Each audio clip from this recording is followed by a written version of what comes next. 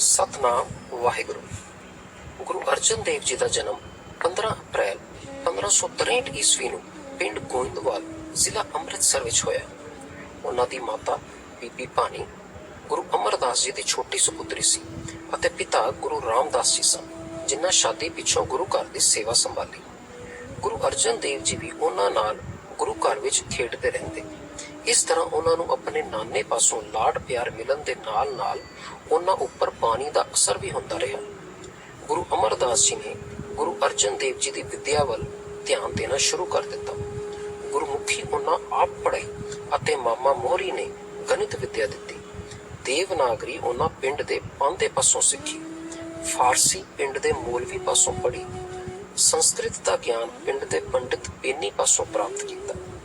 ਰਾਗ ਵਿੱਦਿਆ ਦੇ ਉਹ ਵੱਡੇ ਪਾਰਖੂ ਬਣੇ, ਜਿਨ੍ਹਾਂ ਗੁਰੂ ਗ੍ਰੰਥ ਸਾਹਿਬ ਦੀ ਬਾਣੀ ਨੂੰ ਰਾਗਾਂ ਵਿੱਚ ਵੰਡਿਆ ਅਤੇ ਆਪ ਰਾਗਾਂ ਵਿੱਚ ਬਾਣੀ ਰਚੀ।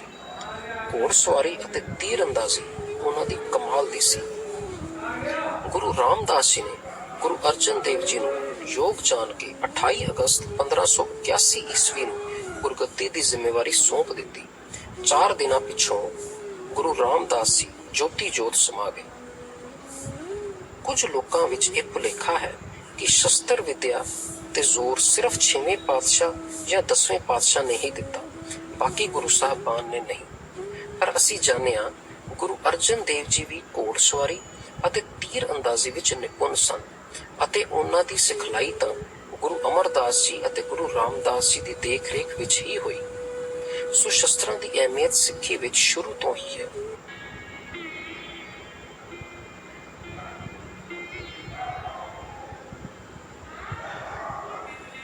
ਪ੍ਰਿਥੀ ਚੰਦ ਗੁਰੂ ਅਰਜਨ ਦੇਵ ਜੀ ਦੀ ਚੜ੍ਹਦੀ ਕਲਾ ਨੂੰ ਵੇਖ ਕੇ ਬਹੁਤ ਪਰੇਸ਼ਾਨ ਸੀ, ਕਿਉਂਕਿ ਉਹ ਤਾਂ ਆਪ ਗੁਰੂ ਬਣਨਾ ਚਾਹੁੰਦਾ ਸੀ।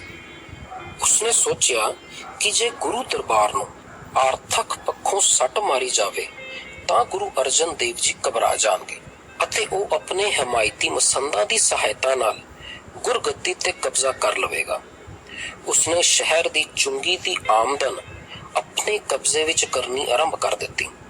ਉੱਧਰ ਪ੍ਰਿਥੀ ਚੰਦ ਦੇ ਮਸੰਦ ਸ਼ਹਿਰ ਦੇ ਬਾਹਰ ਹੀ ਡੇਰਾ ਲਾ ਲੈਂਦੇ ਅਤੇ ਆਉਣ ਵਾਲੀਆਂ ਸੰਗਤਾਂ ਤੋਂ ਕਾਰ ਭੇਟਾ ਲੈ ਕੇ ਪ੍ਰਿਥੀ ਚੰਦ ਦੇ ਡੇਰੇ ਪਹੁੰਚਾ ਦਿੰਦੇ।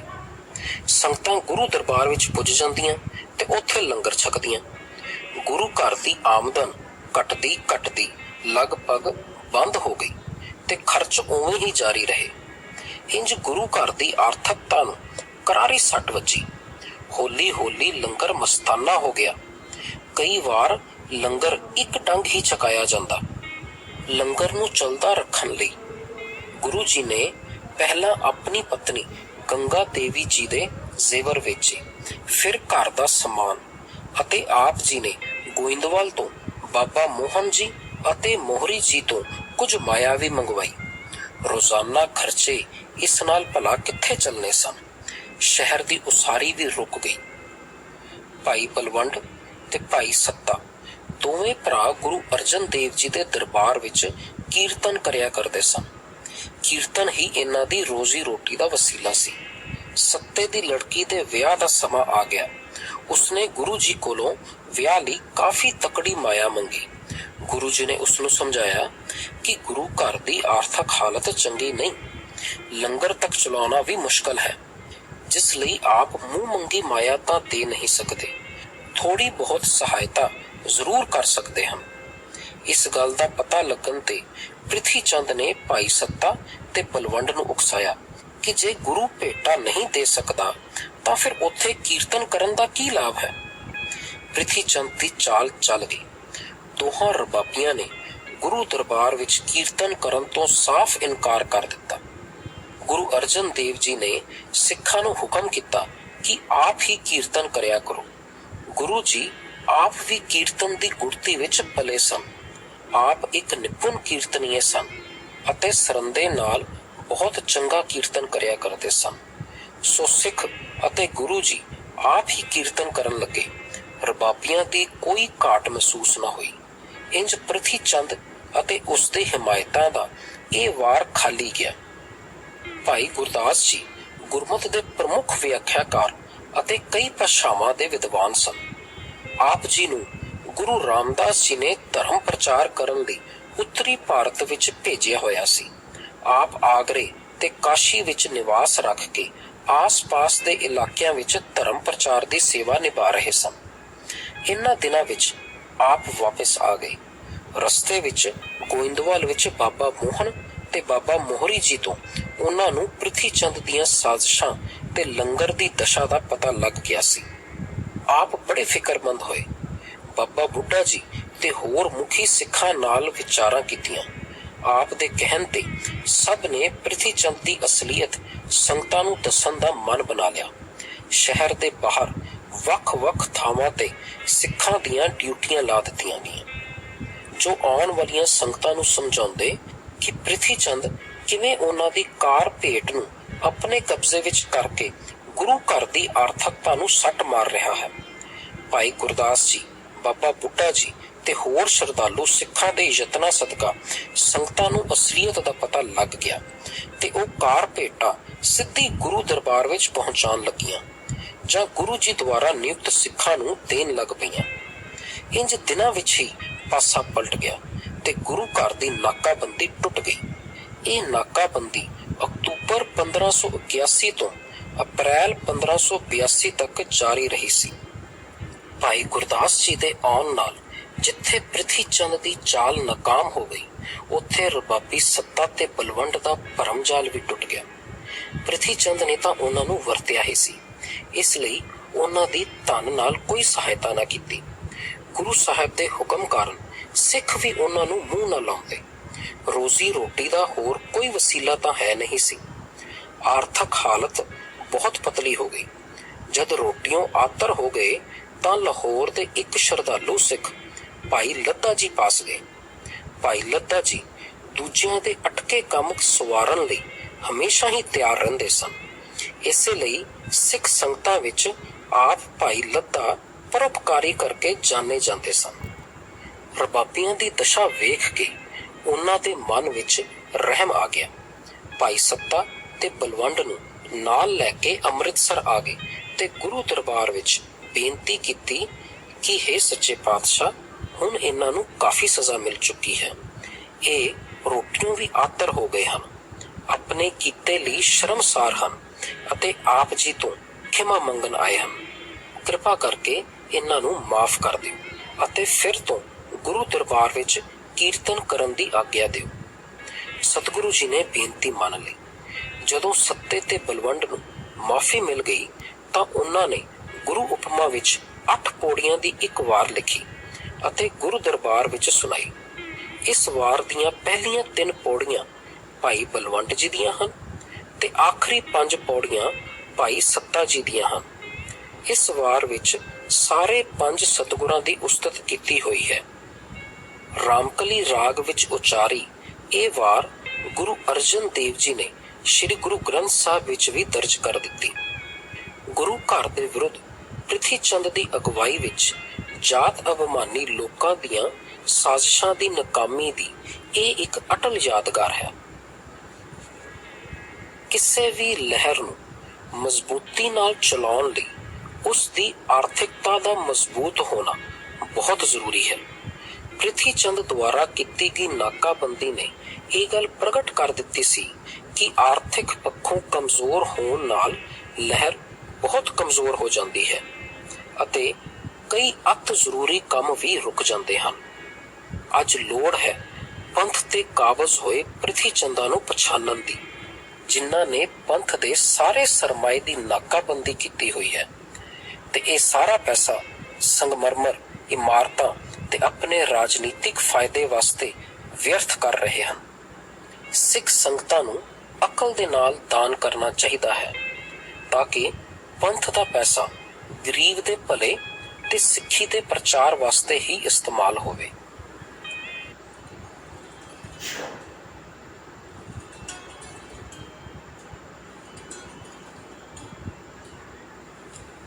ਗੁਰੂ ਨਾਨਕ ਸਾਹਿਬ ਦੁਆਰਾ ਚਲਾਈ ਗਈ ਲਹਿਰ ਤਾਂ ਮਨੁੱਖ ਨੂੰ ਉਸਦੇ ਜੀਵਨ ਦੇ ਧਾਰਮਿਕ, ਸਮਾਜਿਕ, ਆਰਥਿਕ ਤੇ ਰਾਜਨੀਤਿਕ ਸਭ ਖੇਤਰਾਂ ਵਿੱਚ ਅਗਵਾਈ ਦਿੰਦੀ ਆ ਰਹੀ ਸੀ ਤੇ ਇਹ ਅਗਵਾਈ ਜਾਰੀ ਵੀ ਰਹਿਣੀ ਸੀ। ਇਸ ਲਈ ਜਿੱਥੇ ਲੋਕ ਸ਼ਕਤੀ ਦੀ ਲੋੜ ਸੀ, ਉੱਥੇ ਬੇਅੰਤ ਮਾਇਆ ਦੀ ਲੋੜ ਸੀ। ਗੁਰੂ ਜੀ ਨੇ ਸਿੱਖੀ ਦਾ ਕੇਂਦਰੀ ਸ਼ਹਿਰ ਗੁਰੂ ਕਾ ਚੱਕ ਅੰਮ੍ਰਿਤਸਰ ਬਣਾਉਣਾ ਆਰੰਭ ਕੀਤਾ ਹੋਇਆ ਸੀ। ਉਸ ਲਈ ਵੀ ਲੱਖਾਂ ਰੁਪਇਆਂ ਦੀ ਲੋੜ ਸੀ। ਇਹਨਾਂ ਸਾਰੀਆਂ ਗੱਲਾਂ ਨੂੰ ਧਿਆਨ ਵਿੱਚ ਰੱਖਦਿਆਂ ਹੋਇਆਂ ਗੁਰੂ ਜੀ ਨੇ ਸੰਗਤਾਂ ਨੂੰ ਹੁਕਮ ਕੀਤਾ ਕਿ ਹਰੇਕ ਸਿੱਖ ਪਰਿਵਾਰ ਆਪਣੀ ਕਮਾਈ ਦਾ 10ਵਾਂ ਹਿੱਸਾ ਸਾਂਝੇ ਕੌਮੀ ਕਾਰਜਾਂ ਲਈ ਗੁਰੂ ਗੋਲਕ ਜਾਂ ਕੌਮੀ ਖਜ਼ਾਨੇ ਵਿੱਚ ਭੇਜਿਆ ਕਰੇ। ਇਸ ਨੂੰ 10 ਵੰਡ ਦਾ ਨਾਮ ਦਿੱਤਾ ਗਿਆ। ਇਹ ਮਾਇਆ ਮਸੰਦਾਂ ਰਾਹੀਂ ਵੀ ਭੇਜੀ ਜਾ ਸਕਦੀ ਸੀ, ਜਿਹੜੇ ਕਿ ਇਸੇ ਕੰਮ ਲਈ ਗੁਰੂ ਰਾਮਦਾਸ ਜੀ ਨੇ ਨਿਯੁਕਤ ਕੀਤੇ ਸਨ।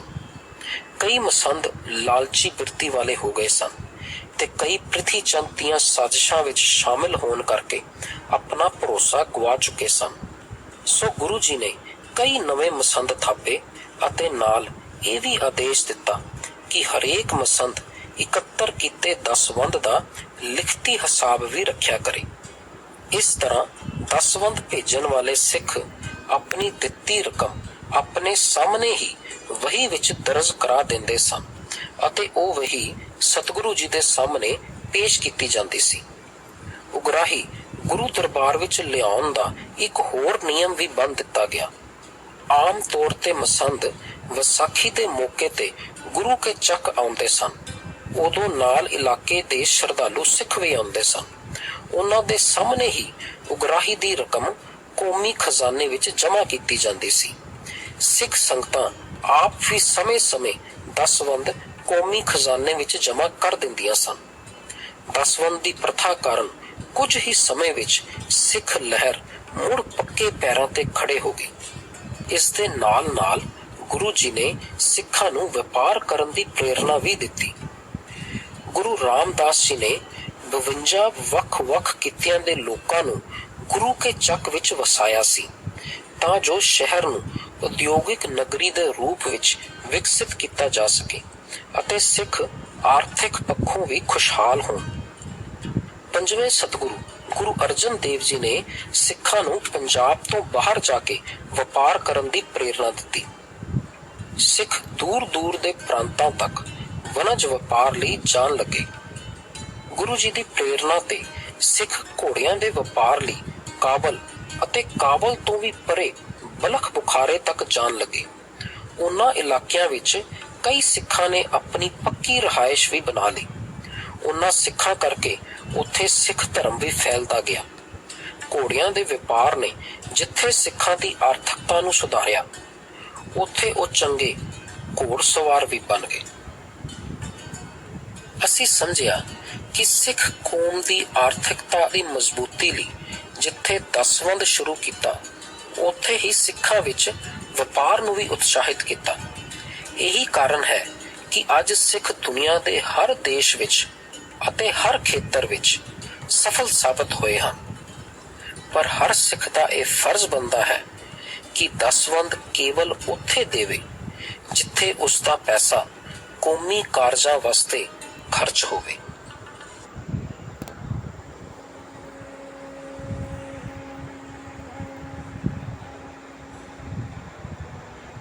ਜਿਉਂ-ਜਿਉਂ ਸਿੱਖਾਂ ਦੀ ਆਰਥਿਕਤਾ ਮਜ਼ਬੂਤ ਹੁੰਦੀ ਗਈ, ਗੁਰੂ ਜੀ ਨੇ ਗੁਰੂ ਕਾ ਚੱਕ ਭਾਵ ਅੰਮ੍ਰਿਤਸਰ ਦੀ ਉਸਾਰੀ ਵੱਲ ਵਿਸ਼ੇਸ਼ ਧਿਆਨ ਦਿੱਤਾ। ਸਭ ਤੋਂ ਪਹਿਲਾਂ ਤਾਲ ਸੰਤੋਖਸਰ ਨੂੰ ਸੰਪੂਰਨ ਕੀਤਾ ਗਿਆ। ਇਸ ਦੇ ਮਗਰੋਂ ਤਾਲ ਅੰਮ੍ਰਿਤਸਰ ਸਨ 1588 ਵਿੱਚ ਮੁਕੰਮਲ ਕੀਤਾ। ਨਗਰ ਦੀ ਆਬਾਦੀ ਦਿਨੋਂ-ਦਿਨ ਵੱਧ ਰਹੀ ਸੀ। ਨਵੀਆਂ ਇਮਾਰਤਾਂ ਬਣਾਈਆਂ ਗਈਆਂ, ਹੋਰ ਅਧੂਰੇ ਪਏ ਕੰਮ ਪੂਰੇ ਕੀਤੇ ਗਏ। ਅੰਮ੍ਰਿਤਸਰ ਸਰੋਵਰ ਦੇ ਨਾਮ ਉੱਤੇ ਸ਼ਹਿਰ ਦਾ ਨਾਮ ਵੀ ਅੰਮ੍ਰਿਤਸਰ ਪੈ ਗਿਆ। ਗੁਰੂ ਰਾਮਦਾਸ ਜੀ ਦੀ ਵਿਉਂਤ ਸੀ ਕਿ ਅੰਮ੍ਰਿਤਸਰ ਸਰੋਵਰ ਦੇ ਵਿਚਕਾਰ ਧਰਮ ਅਸਥਾਨ ਵੀ ਬਣਾਇਆ ਜਾਵੇ। ਇਸ ਯੋਜਨਾ ਦੇ ਅਧੀਨ 5ਵੇਂ ਪਾਤਸ਼ਾਹ ਨੇ ਅਕਤੂਬਰ ਸਨ 1588 ਵਿੱਚ ਅੰਮ੍ਰਿਤਸਰ ਸਰੋਵਰ ਦੇ ਵਿਚਕਾਰ ਇੱਕ ਨਵੇਂ ਧਰਮ ਮੰਦਰ ਦੀ ਨੀਂਹ ਰੱਖੀ, ਜਿਸ ਦਾ ਨਾਮ ਹਰਿਮੰਦਰ ਰੱਖਿਆ ਗਿਆ। ਹਰਿਮੰਦਰ ਦੀ ਨੀਂਹ ਗੁਰੂ ਜੀ ਨੇ ਲਾਹੌਰ ਨਿਵਾਸੀ ਸਾਈਂ ਮੀਆਂ ਮੀਰ ਜੀ ਪਾਸੋਂ ਰਖਵਾਈ। ਸਾਈਂ ਮੀਆਂ ਮੀਰ ਜੀ ਪ੍ਰਭੂ ਦੀ ਬੰਦਗੀ ਕਰਨ ਵਾਲੇ ਮਹਾਂਪੁਰਖ ਸਨ। ਸਾਈਂ ਮੀਆਂ ਮੀਰ ਜੀ ਦਾ ਅਸਲੀ ਨਾਮ ਸ਼ੇਖ ਮੁਹੰਮਦ ਮੀਰ ਸ਼ਾਹ ਸੀ। ਆਪ ਖਲੀਫਾ ਉਮਰ ਦੀ ਬੰਸ ਵਿੱਚੋਂ ਸਨ। ਆਪ ਦਾ ਜਨਮ ਸੀਸਤਾਨ ਵਿੱਚ ਸਨ 1550 ਵਿੱਚ ਹੋਇਆ ਸੀ। ਉਮਰ ਦਾ ਵਧੇਰੇ ਹਿੱਸਾ ਆਪ ਜੀ ਨੇ ਲਾਹੌਰ ਵਿੱਚ ਗੁਜ਼ਾਰਿਆ। ਇੱਥੇ ਹੀ ਆਪ 11 ਅਗਸਤ ਸਨ 1635 ਨੂੰ ਅੱਲਾ ਨੂੰ ਪਿਆਰੇ ਹੋ ਗਏ। ਆਪ ਦੀ ਕਬਰ ਲਾਹੌਰ ਦੇ ਕੋਲ ਹਾਸ਼ਮਪੁਰੇ ਵਿੱਚ ਹੈ। ਸਨ 1590 ਵਿੱਚ ਹਰਮੰਦਰ ਸਾਹਿਬ ਦੀ ਇਮਾਰਤ ਮੁਕੰਮਲ ਹੋ ਗਈ। ਇਹ ਹਰਮੰਦਰ ਸਮਾਂ ਪਾ ਕੇ ਸਿੱਖਾਂ ਦੇ ਕੇਂਦਰੀ ਧਰਮ ਮੰਦਰ ਵਜੋਂ ਪ੍ਰਸਿੱਧ ਹੋਇਆ ਅਤੇ ਸਿੱਖਾਂ ਦਾ ਮੱਕਾ ਕਰਕੇ ਜਾਣਿਆ ਜਾਣ ਲੱਗ ਪਿਆ। ਅੰਮ੍ਰਿਤਸਰ ਸ਼ਹਿਰ ਦਾ ਵਸਣਾ ਤੇ ਇਸ ਦੇ ਵਿੱਚ ਸਿੱਖਾਂ ਦੇ ਕੇਂਦਰੀ ਧਰਮ ਸਥਾਨ ਸ਼੍ਰੀ ਹਰਮੰਦਰ ਸਾਹਿਬ ਉਸਾਰਿਆ ਜਾਣਾ ਅਤੇ 6ਵੇਂ ਪਾਤਸ਼ਾਹ ਸ਼੍ਰੀ ਗੁਰੂ ਹਰਗੋਬਿੰਦ ਸਾਹਿਬ ਜੀ ਦੇ ਸਮੇਂ ਇਸ ਦੇ ਐਨ ਸਾਹਮਣੇ ਸ਼੍ਰੀ ਅਕਾਲ ਤਖਤ ਸਾਹਿਬ ਜੀ ਦੀ ਉਸਾਰੀ ਹੋਣਾ ਇਸ ਨਗਰ ਦੀ ਕੌਮੀ ਤੇ ਅੰਤਰਰਾਸ਼ਟਰੀ ਪ੍ਰਸਿੱਧੀ ਦਾ ਕਾਰਨ ਬਣਿਆ। ਇਹ ਨਗਰ ਇੱਕ ਕਿਸਮ ਦੀ ਸਿੱਖ ਰਾਜਧਾਨੀ ਬਣ ਗਿਆ। ਹਰਮੰਦਰ ਸਾਹਿਬ ਦੀ ਉਸਾਰੀ ਸਿੱਖ ਇਤਿਹਾਸ ਦਾ ਬੜਾ ਅਹਿਮ ਮੁਕਾਮ ਸੀ। ਸਿੱਖਾਂ ਦੀ ਆਪਣੀ ਵੱਖਰੀ ਧਾਰਮਿਕ ਰਚਨਾ ਗੁਰਬਾਣੀ, ਸਿੱਖ ਪ੍ਰਭਾਵੀ ਨਗਰ ਜਿਵੇਂ ਗੋਇੰਦਵਾਲ, ਅੰਮ੍ਰਿਤਸਰ ਤੇ ਹੁਣ ਹਰਮੰਦਰ ਸਾਹਿਬ ਇੱਕ ਕੇਂਦਰੀ ਧਰਮ ਸਥਾਨ ਵਜੋਂ ਉਭਰਿਆ, ਜਿਸ ਦੇ ਨਾਲ ਸਿੱਖ ਪੂਰੀ ਤਰ੍ਹਾਂ ਨਾਲ ਇੱਕ ਵੱਖਰੀ ਕੌਮ ਵਜੋਂ ਉਜਾਗਰ ਹੋਏ। ਪਰ ਬੜੇ ਅਫਸੋਸ ਦੀ ਗੱਲ ਹੈ ਕਿ ਭਾਰਤ ਦਾ ਸੰਵਿਧਾਨ ਆਰਟੀਕਲ 25 ਵੀ ਅੱਜ ਵੀ ਸਿੱਖਾਂ ਨੂੰ ਹਿੰਦੂ ਧਰਮ ਦਾ ਅੰਗ ਗਰਦਾਨਦਾ ਹੈ।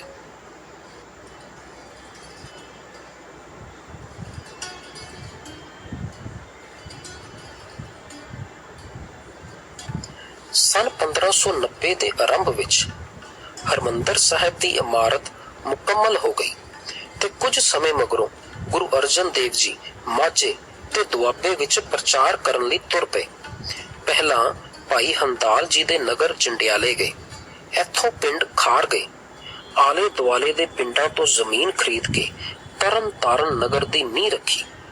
ਇੱਥੇ ਇੱਕ ਵੱਡਾ ਸਰੋਵਰ ਬਣਾਉਣਾ ਵੀ ਆਰੰਭ ਕਰ ਦਿੱਤਾ। ਤਰਨ ਤਾਰਨ ਦਾ ਨਗਰ ਬਣਨਾ ਸਖੀ ਸਰਵਰੀਆਂ ਦੇ ਰਸੂਖ ਉੱਤੇ ਭਾਰੀ ਚੋਟ ਸੀ। ਸ਼ੇਖ ਫਤਿਹ ਦੀ ਗੱਦੀ ਵਾਲੇ ਵੀ ਅਵੇਸਲੇ ਨਹੀਂ ਸਨ ਬੈਠੇ। ਜਦੋਂ ਸਰੋਵਰ ਨੂੰ ਪੱਕਾ ਕਰਨ ਲਈ ਇੱਟਾਂ ਦੇ ਆਵੇ ਪਕਾਏ ਗਏ ਤਾਂ ਇਹਨਾਂ ਦੀ ਸ਼ਹਿ ਤੇ ਉਸ ਇਲਾਕੇ ਦੇ ਇੱਕ ਮੁਸਲਮਾਨ ਹਾਕਮ ਨੂਰਦੀਨ ਦੇ ਪੁੱਤਰ ਅਮੀਰਦੀਨ ਨੇ ਉਹ ਸਾਰੀਆਂ ਇੱਟਾਂ ਜ਼ੋਰ ਧੱਕੇ ਨਾਲ ਆਪਣੇ ਬਾਪ ਦੇ ਨਾਂ ਤੇ ਬਣ ਰਹੀ ਸਰਾਂ ਨੂੰ ਲਵਾ ਲਈਆਂ। ਸਰਵਰੀਆਂ ਦੀਆਂ ਅਜਿਹੀਆਂ ਹਰਕਤਾਂ ਦੇ ਹੁੰਦਿਆਂ ਹੋਇਆਂ ਵੀ ਸਿੱਖੀ ਦਾ ਇਹ ਨਵਾਂ ਪ੍ਰਚਾਰ ਕੇਂਦਰ ਦਿਨੋਂ ਦਿਨ ਤਰੱਕੀ ਕਰਦਾ ਗਿਆ। ਤਰਨ ਤਾਰਨ ਵਿੱਚ ਗੁਰੂ ਜੀ ਨੇ ਪਹਿਲਾ ਕੋੜੀ ਘਰ ਵੀ ਬਣਵਾਇਆ। ਤਰਨ ਤਾਰਨ ਦੀ ਉਸਾਰੀ ਸਮੇਂ ਗੁਰੂ ਜੀ ਖਡੂਰ ਅਤੇ ਗੋਇੰਦਵਾਲ ਤੱਕ ਆਲੇ ਦੁਆਲੇ ਦੇ ਸਭ ਪਿੰਡਾਂ ਵਿੱਚ ਪ੍ਰਚਾਰ ਕਰਦੇ ਰਹੇ। ਆਪ ਜੀ ਸਰਹਾਲੀ, ਭੈਣੀ, ਖਾਨਪੁਰ ਆਦਿ ਪਿੰਡਾਂ ਵਿੱਚ ਵੀ ਗਏ। ਇੱਥੋਂ ਸਤਿਗੁਰੂ ਜੀ ਬਿਆਸਾ ਪਾਰ ਕਰਕੇ ਦੁਆਬੇ ਵਿੱਚ ਆ ਗਏ। ਦੁਆਬੇ ਵਿੱਚ ਉਦੋਂ ਸਖੀ ਸਰਵਰੀਆਂ ਦਾ ਕਾਫੀ ਜ਼ੋਰ ਸੀ। ਸਖੀ ਸਰਵਰੀਆਂ ਦੇ ਪ੍ਰਚਾਰ ਨੂੰ ਠੱਲ ਪਾਉਣ ਲਈ ਤੇ ਗੁਰੂ ਨਾਨਕ ਸਾਹਿਬ ਦੇ ਮੱਤ ਨੂੰ ਫੈਲਾਉਣ ਲਈ ਗੁਰੂ ਜੀ ਨੇ ਦੁਆਬੇ ਵਿੱਚ ਸਿੱਖ ਪ੍ਰਭਾਵੀ ਨਗਰ ਵਸਾਉਣ ਦਾ ਫੈਸਲਾ ਕੀਤਾ। ਸਨ 1593 ਵਿੱਚ ਆਪ ਨੇ ਕਰਤਾਰਪੁਰ, ਜੋ ਜ਼ਿਲ੍ਹਾ ਜਲੰਧਰ ਵਿੱਚ ਹੈ, ਉਸ ਦੀ ਨੀਂਹ ਰੱਖੀ। ਇੱਕ ਖੂਹ ਵੀ ਲਵਾਇਆ ਜਿਸ ਦਾ ਨਾਮ ਗੰਗਸਰ ਰੱਖਿਆ। ਅਨੇਕਾਂ ਲੋਕ ਸਖੀ ਸਰਵਰ ਮਤ ਤਿਆਗ ਕੇ ਸਿੱਖ ਸੱਜ ਗਏ। 4 ਕੁ ਸਾਲ ਧਰਮ ਪ੍ਰਚਾਰ ਕਰਨ ਮਗਰੋਂ ਸਤਿਗੁਰੂ ਜੀ ਵਾਪਸ ਅੰਮ੍ਰਿਤਸਰ ਆ ਗਏ। ਦੁਆਬੇ ਤੋਂ ਵਾਪਸ ਆ ਕੇ ਕੁਝ ਦਿਨ ਹੀ ਅੰਮ੍ਰਿਤਸਰ ਵਿੱਚ ਆਰਾਮ ਕੀਤਾ। ਫਿਰ ਸਨ 1594 ਵਿੱਚ ਅੰਮ੍ਰਿਤਸਰ ਤੋਂ ਲਹਿੰਦੇ ਪਾਸੇ 4 ਕੁ ਮੀਲਾਂ ਦੀ ਵਿੱਥ ਤੇ ਵਡਾਲੀ ਨਾਮ ਦਾ ਨਗਰ ਹੈ। ਵਡਾਲੀ ਪੱਕਾ ਡੇਰਾ ਰੱਖਿਆ ਤੇ ਦੂਰ ਦੂਰ ਪ੍ਰਚਾਰ ਕਰਨ ਜਾਂਦੇ ਰਹੇ। ਇਨ੍ਹਾਂ ਹੀ ਦਿਨਾਂ ਵਿੱਚ ਪੰਜਾਬ ਵਿੱਚ ਬੜਾ ਕਾਲ ਪਿਆ। ਖੂਹਾਂ ਤੋਂ ਪਾਣੀ ਮੁੱਕ ਗਿਆ। ਇਸ ਕਰਕੇ ਫਸਲਾਂ ਵੀ ਨਾ ਹੋ ਸਕੀਆਂ, ਕਿਉਂਕਿ ਪਾਣੀ ਦਾ ਹੋਰ ਕੋਈ ਸਾਧਨ ਤਾਂ ਹੈ ਨਹੀਂ ਸੀ। ਕਾਲ ਦੇ ਕਾਰਨ ਬਿਮਾਰੀਆਂ ਵੀ ਬਹੁਤ ਫੈਲਦੀਆਂ ਹਨ। ਗੁਰੂ ਅਰਜਨ ਦੇਵ ਜੀ ਬਿਪਤਾ ਦੇ ਇਸ ਸਮੇਂ ਪਿੰਡ ਪਿੰਡ ਪਹੁੰਚੇ, ਲੋਕਾਂ ਨੂੰ ਢਾਰਸ ਦਿੱਤੀ, ਦੁਆ ਦਾਰੂ ਕੀਤਾ ਅਤੇ ਜ਼ਰੂਰੀ ਵਸਤਾਂ ਦਾ ਪ੍ਰਬੰਧ ਵੀ ਕੀਤਾ। ਸਿੱਖ ਸੰਗਤਾਂ ਨੇ ਕਾਲ ਪੀੜਤਾਂ ਦੀ ਜਿੰਦ ਜਾਨ ਨਾਲ ਸੇਵਾ ਕੀਤੀ। ਪਹਿਲਾਂ ਦਸਵੰਧ ਦੀ ਮਾਇਆ ਅੰਮ੍ਰਿਤਸਰ ਸ਼ਹਿਰ ਦੀ ਉਸਾਰੀ, ਸਰੋਵਰਾਂ ਅਤੇ ਹਰਮੰਦਰ ਸਾਹਿਬ ਦੀ ਤਿਆਰੀ ਲਈ ਖਰਚ ਹੁੰਦੀ ਸੀ। ਹੁਣ ਉਹ ਕਾਲ ਪੀੜਤਾਂ ਦੀ ਸਹਾਇਤਾ ਲਈ ਖਰਚ ਹੋਣ ਲੱਗ ਪਈ। ਪਾਣੀ ਦੀ ਕਿੱਲਤ ਵਾਲੇ ਇਲਾਕਿਆਂ ਵਿੱਚ ਆਪ ਨੇ ਖੂਹ ਲਗਵਾਏ। ਹਾਲਾਤ ਨੂੰ ਧਿਆਨ ਵਿੱਚ ਰੱਖ ਕੇ ਆਪ ਨੇ 1 ਹਰਟੇ ਖੂਹਾਂ ਦੀ ਥਾਂ ਉੱਤੇ 2 ਹਰਟੇ 4 ਹਰਟੇ ਖੂਹ ਵਧੇਰੇ ਲਗਵਾਏ, ਤਾਂ ਕਿ ਇੱਕ ਖੂਹ ਤੋਂ 2 4 ਖੂਹਾਂ ਦਾ ਕੰਮ ਲਿਆ ਜਾ ਸਕੇ। ਵਡਾਲੀ ਤੋਂ ਲਹਿੰਦੇ ਪਾਸੇ ਆਪ ਜੀ ਨੇ 6 ਹਰਟਾਂ ਵਾਲਾ ਖੂਹ ਲਗਵਾਇਆ। ਉਹ ਖੂਹ ਅੱਜ ਵੀ ਕਾਇਮ ਹੈ ਤੇ ਉੱਥੇ ਗੁਰਦੁਆਰਾ ਛੇਹਰਟਾ ਸਾਹਿਬ ਹੈ। 3 ਸਾਲਾਂ ਦਾ ਚੱਕਰ ਲਗਾ ਕੇ ਗੁਰੂ ਜੀ ਅੰਮ੍ਰਿਤਸਰ ਵਾਪਸ ਆ ਗਏ। ਅਸੀਂ ਜਾਣਿਆ ਗੁਰੂ ਸਾਹਿਬ ਨੇ ਜਿੰਨੇ ਵੀ ਨਵੇਂ ਨਗਰ ਵਸਾਏ, ਉਸਦੇ ਵਿੱਚ ਆਮ ਲੋਕਾਈ ਦਾ ਜੀਵਨ ਪੱਧਰ ਉੱਚਾ ਚੁੱਕਣ ਵਾਸਤੇ ਖਾਸ ਧਿਆਨ ਦਿੱਤਾ। ਜਿਵੇਂ ਸਿਹਤ ਸਹੂਲਤਾਂ ਵਾਸਤੇ ਦਵਾਖਾਨੇ, ਕੋੜੀਖਾਨੇ, ਪਾਣੀ ਦੀ ਜ਼ਰੂਰਤ ਵਾਸਤੇ ਤਲਾਅ ਜਾਂ ਖੂਹ ਲਗਵਾਉਣੇ, ਆਰਥਿਕ ਤਰੱਕੀ ਵਾਸਤੇ ਵਪਾਰ ਨੂੰ ਉਤਸ਼ਾਹਿਤ ਕਰਨਾ। ਪਰ ਅੱਜ ਸਰਕਾਰਾਂ ਡਿਵੈਲਪਮੈਂਟ ਦੇ ਨਾਂ ਦੇ ਥੱਲੇ ਸਸਤੀਆਂ ਜ਼ਮੀਨਾਂ ਲੈ ਕੇ ਮਹਿੰਗੇ ਭਾਅ ਵੇਚਦੀਆਂ ਨੇ ਤੇ ਕੇਵਲ ਉੱਚੀ ਇਮਾਰਤਾਂ, ਮਲਟੀ ਸਟੋਰੀ ਬਿਲਡਿੰਗ ਬਣਾ ਕੇ ਮੁਨਾਫਾ ਕਮਾਉਣ ਵੱਲ ਧਿਆਨ ਦਿੰਦੀਆਂ ਨੇ। ਤਰੱਕੀ ਕੇਵਲ ਉਸੇ ਨੂੰ ਹੀ ਕਿਹਾ ਜਾ ਸਕਦਾ ਹੈ ਜੋ ਸਮਾਜ ਦੇ ਨੀਵੇਂ ਤਬਕੇ ਦਾ ਜੀਵਨ ਸਤਰ ਉੱਚਾ ਚੁੱਕ ਸਕੇ। ਭਾਈ ਮੰਝ ਦਾ ਅਸਲੀ ਨਾਂ ਤੀਰਥਾ ਸੀ। ਉਸ ਦਾ ਗੋਤ ਮੰਝ ਹੋਣ ਕਾਰਨ ਉਸ ਦਾ ਨਾਮ ਮੰਝ ਪ੍ਰਸਿੱਧ ਹੋ ਗਿਆ। ਉਹ ਜ਼ਿਲ੍ਹਾ ਹੁਸ਼ਿਆਰਪੁਰ ਪਿੰਡ ਕੰਗਮਾਈ ਦਾ ਬਹੁਤ ਵੱਡਾ ਜ਼ਿਮੀਂਦਾਰ ਸੀ। ਸਖੀ ਸਰਵਰ ਦਾ ਸੇਵਕ ਹੋਣ ਕਾਰਨ ਉਸ ਨੇ ਆਪਣੇ ਲਾਗੇ ਦੇ ਪਿੰਡਾਂ ਵਿੱਚ ਪੀਰਖਾਨੇ ਬਣਵਾਏ ਹੋਏ ਸਨ। 1585 ਈਸਵੀ ਵਿੱਚ ਉਹ ਨਗਾਹੇ ਦੇ ਪੀਰਖਾਨੇ ਦੀ ਫੇਰੀ ਤੋਂ ਵਾਪਸ ਆਉਂਦਾ ਹੋਇਆ ਗੁਰੂ ਅਰਜਨ ਦੇਵ ਜੀ ਦੇ ਦਰਸ਼ਨਾਂ ਲਈ ਅੰਮ੍ਰਿਤਸਰ ਰੁਕਿਆ। ਉਸ ਨੇ ਸਿੱਖਾਂ ਨੂੰ ਸੰਗਤ ਦੀ ਸੇਵਾ ਕਰਦੇ ਹੋਏ ਦੇਖ ਕੇ ਗੁਰੂ ਜੀ ਪਾਸ ਬੇਨਤੀ ਕੀਤੀ ਕਿ ਉਸ ਨੂੰ ਵੀ ਉਹ ਆਪਣਾ ਸਿੱਖ ਬਣਾ ਲੈਣ। ਗੁਰੂ ਜੀ ਨੇ ਕਿਹਾ, ਤੂੰ ਸਖੀ ਸਰਵਰ ਨੂੰ ਆਪਣਾ ਪੀਰ ਬਣਾਇਆ ਹੋਇਆ ਹੈ। ਸਿੱਖ ਬਣਨ ਲਈ ਤੈਨੂੰ ਪਹਿਲਾਂ ਉਸ ਨੂੰ ਤਿਆਗਣਾ ਪਵੇਗਾ। ਸਿੱਖੀ ਉੱਤੇ ਸਿੱਖੀ ਨਹੀਂ ਟਿਕਦੀ। ਭਾਈ ਮੰਝ ਨੇ ਆਪਣੇ ਪਿੰਡ ਜਾ ਕੇ ਗੁਰੂ ਜੀ ਦੇ ਹੁਕਮ ਦੀ ਪਾਲਣਾ ਕਰਦੇ ਹੋਏ ਆਪਣੇ ਘਰ ਵਿੱਚੋਂ ਪੀਰਖਾਨਾ ਢਾਹ ਦਿੱਤਾ। ਉਸ ਦੇ ਇਸ ਤਰ੍ਹਾਂ ਕਰਨ ਨਾਲ ਉਸ ਦੇ ਪਿੰਡ ਦੇ ਲੋਕੀ ਉਸ ਦਾ ਸਾਥ ਛੱਡ ਗਏ, ਜਿਸ ਨਾਲ ਉਸ ਦੀ ਚੌਧਰ ਚਲੀ ਗਈ। ਘਰ ਵਿੱਚ ਗਰੀਬੀ ਆ ਗਈ, ਪਰ ਉਸ ਦਾ ਮਨ ਸਦਾ ਪਰਮਾਤਮਾ ਦੇ ਭਾਣੇ ਵਿੱਚ ਆਨੰਦ ਮਾਣਨ ਲੱਗਾ। ਇੱਕ ਵਾਰੀ ਫਿਰ ਭਾਈ ਮੰਝ ਗੁਰੂ ਅਰਜਨ ਦੇਵ ਜੀ ਦੇ ਦਰਸ਼ਨਾਂ ਲਈ ਅੰਮ੍ਰਿਤਸਰ ਹਾਜ਼ਰ ਹੋਇਆ। ਉਹ ਵੀ ਬਾਕੀ ਸਿੱਖ ਸੰਗਤਾਂ ਦੀ ਤਰ੍ਹਾਂ ਜੰਗਲ ਵਿੱਚੋਂ ਲੱਕੜਾਂ ਕੱਟ ਕੇ ਲਿਆਉਣ ਦੀ ਸੇਵਾ ਕਰਨ ਲੱਗਾ। ਇੱਕ ਦਿਨ ਭਾਈ ਮੰਝ ਲੱਕੜਾਂ ਦੀ ਗੰਢ ਸਿਰ ਉੱਪਰ ਰੱਖੀ ਜੰਗਲ ਤੋਂ ਵਾਪਸ ਆ ਰਿਹਾ ਸੀ। ਰਸਤੇ ਵਿੱਚ ਬਹੁਤ ਜ਼ੋਰ ਦੀ ਹਨੇਰੀ ਆਈ। ਰਸਤਾ ਨਜ਼ਰ ਆਉਣੋਂ ਬੰਦ ਹੋ ਗਿਆ। ਹਵਾ ਦੇ ਜ਼ੋਰ ਨਾਲ ਭਾਈ ਮੰਝ ਇੱਕ ਖੂਹ ਵਿੱਚ ਡਿੱਗ ਗਿਆ। ਉਸਨੇ ਖੂਹ ਵਿੱਚ ਡਿੱਗੀਆਂ ਹੋਈਆਂ ਵੀ ਲੱਕੜਾਂ ਦੀ ਗੰਢ ਸਿਰ ਉੱਪਰੋਂ ਪਾਣੀ ਵਿੱਚ ਨਾ ਡਿੱਗਣ ਦਿੱਤੀ, ਤਾਂ ਜੋ ਲੱਕੜਾਂ ਪਾਣੀ ਵਿੱਚ ਡਿੱਗ ਕੇ ਗਿੱਲੀਆਂ ਨਾ ਹੋ ਜਾਣ ਅਤੇ ਸੰਗਤਾਂ ਨੂੰ ਅੱਗ ਜਲਾਉਣ ਵਿੱਚ ਕੋਈ ਤਕਲੀਫ ਪੇਸ਼ ਆਵੇ। ਉਸਨੇ ਆਪਣਾ ਮਨ ਬਾਣੀ ਪੜ੍ਹਨ ਵਿੱਚ ਲਗਾਈ ਰੱਖਿਆ। ਲੰਗਰ ਦੀਆਂ ਸੰਗਤਾਂ ਨੂੰ ਹਨੇਰਾ ਹੋਣ ਤੋਂ ਬਾਅਦ ਵੀ ਭਾਈ ਮੰਝ ਲੱਕੜਾਂ ਲੈ ਕੇ ਵਾਪਸ ਆਇਆ ਨਜ਼ਰ ਨਾ ਆਇਆ ਤਾਂ ਸੰਗਤ ਉਸਦੀ ਭਾਲ ਵਿੱਚ ਜੰਗਲ ਵੱਲ ਉਸਨੂੰ ਆਵਾਜ਼ਾਂ ਦਿੰਦੀ ਚੱਲ ਪਈ। ਰਸਤੇ ਵਿੱਚ ਸੰਗਤ ਜਦੋਂ ਖੂਹ ਕੋਲ ਪੁੱਜੀ ਤਾਂ ਉਹਨਾਂ ਨੂੰ ਭਾਈ ਮੰਝ ਦੀ ਆਵਾਜ਼ ਖੂਹ ਵਿੱਚੋਂ ਸੁਣਾਈ ਦਿੱਤੀ। ਸੰਗਤਾਂ ਨੇ ਖੂਹ ਵਿੱਚ ਰੱਸਾ ਲਮਕਾ ਕੇ ਕਿਹਾ, ਭਾਈ ਮੰਝ ਜੀ, ਰੱਸਾ ਫੜ ਕੇ ਉੱਪਰ ਚੜ੍ਹ ਆਵੋ। ਅੱਗੋਂ ਖੂਹ ਵਿੱਚੋਂ ਭਾਈ ਮੰਝ ਨੇ ਕਿਹਾ, ਪਹਿਲਾਂ ਇਹ ਸੁੱਕੀਆਂ ਲੱਕੜਾਂ ਦੀ ਗੰਢ ਨੂੰ ਬਾਹਰ ਖਿੱਚ ਲਵੋ, ਫਿਰ ਮੈਂ ਆ ਜਾਵਾਂਗਾ। ਭਾਈ ਮੰਝ ਦੇ ਬਾਹਰ ਨਿਕਲਣ ਤੱਕ ਗੁਰੂ ਅਰਜਨ ਦੇਵ ਜੀ ਵੀ ਉਸ ਖੂਹ ਉੱਪਰ ਪੁੱਜ ਗਏ। ਭਾਈ ਮੰਝ ਦੀ ਸਿੱਖੀ ਵਿੱਚ ਭਰੋਸਾ ਦੇਖ ਕੇ ਗੁਰੂ ਸਾਹਿਬ ਬਹੁਤ ਖੁਸ਼ ਹੋਏ ਅਤੇ ਉਹਨਾਂ ਨੂੰ ਸਿੱਖੀ ਦਾ ਪ੍ਰਚਾਰਕ ਥਾਪਿਆ। ਅਸੀਂ ਸਮਝਿਆ ਕਿ ਜਦੋਂ ਭਾਈ ਮੰਝ ਨੇ ਸਿੱਖੀ ਦੀ ਦਾਤ ਪ੍ਰਾਪਤ ਕਰਨ ਵਾਸਤੇ ਪੀਰਖਾਨਾ ਢਾਹ ਦਿੱਤਾ ਤੇ ਉਹਨਾਂ ਨੂੰ ਸਮਾਜ ਅਤੇ ਬਰਾਦਰੀ ਦਾ ਬਹੁਤ ਵਿਰੋਧ ਝੱਲਣਾ ਪਿਆ। ਪਰ ਭਾਈ ਮੰਝ ਨੇ ਸਿੱਖੀ ਦੀ ਦਾਤ ਨੂੰ ਸਭ ਤੋਂ ਉੱਤਮ ਜਾਣਿਆ। ਪਰ ਅੱਜ ਜਦੋਂ ਸਿੱਖ ਅਖਵਾਉਂਦੇ ਪੀਰਾਂ ਦੀਆਂ ਦਰਗਾਹਾਂ ਵਿੱਚ ਲਾਈਨਾਂ ਬਣਾ ਕੇ ਖੜੇ ਨਜ਼ਰ ਆਉਂਦੇ ਹਨ ਤਾਂ ਬੜਾ ਅਫਸੋਸ ਹੁੰਦਾ ਹੈ। ਇਹਨਾਂ ਨੂੰ ਕਦੋਂ ਸਮਝ ਪਵੇਗੀ ਕਿ ਸਿੱਖੀ ਉੱਤੇ ਸਿੱਖੀ ਨਹੀਂ ਟਿਕਦੀ।